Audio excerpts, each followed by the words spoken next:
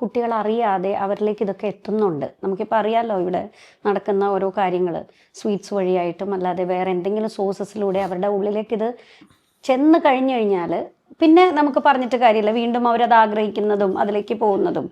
അതിനെ തടയാൻ അതിനാണ് ഈ അവയർനെസ് നമ്മൾ നടത്തുന്നത്. ഒന്നത്. രണ്ട്, ഈ പാരൻസിന് വലിയൊരു ഇമ്പോർട്ടൻറ്റ് റോളുണ്ട് ഇതിൽ. പാരൻസിന് റോളുണ്ടെന്ന് പറയാൻ കാര്യം, ഈ 25 വയസ്സ് താഴെയുള്ള കുട്ടികളാണ് പലപ്പോഴും ഇതിലൊരു വിക്ടിംസായിട്ട് വരുന്നത്. സ്കൂൾസിലൊക്കെ ഇപ്പം അത് ആദ്യമൊക്കെ ഈ പറഞ്ഞ പോലെ 16 വയസ്സ് 18 വയസ്സ് ഒക്കെ ആയിരുന്നെങ്കിൽ ഇപ്പോൾ അത് താന്ന് ആ ലെവൽ താന്ന് 12 വയസ്സ് വരെയൊക്കെ ആയിട്ടുണ്ട്. പക്ഷേ അവരാണ് ആക്ച്വലി ദേ ആർ വിക്ടിംസ്.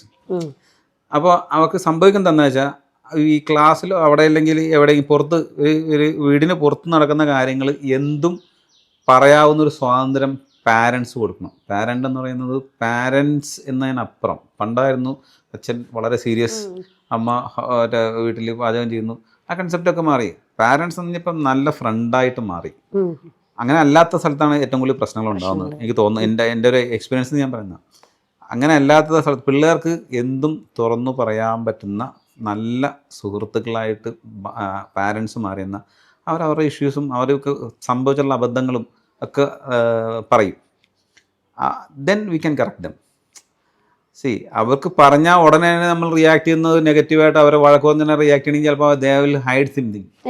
മനസ്സിലായി? അവർ ആ കാര്യങ്ങളൊക്കെ മറച്ചു വെക്കും. അതേസമയം അവരെന്തു പറഞ്ഞാലും നമുക്ക് അവർക്കൊരു സപ്പോർട്ടുണ്ട്, വളരെ സ്ട്രോങ് ആയിട്ട് കൂടെ ഉണ്ടെന്നൊരു ധാരണ ഉണ്ടെങ്കിൽ അവർ നമ്മുടെ അടുത്ത് they will open up with us, update ചെയ്യും. അവർ നമ്മുടെ കാര്യങ്ങളൊക്കെ പറയും. അന്നേരം നമുക്ക് അവർക്കറിയില്ലല്ലോ, അവരുടെ ഏജിൽ ചിലപ്പോൾ എങ്ങനെ ഏജിൽ ഇത് തെറ്റാണോ ശരിയാണോ എന്നറിയില്ല.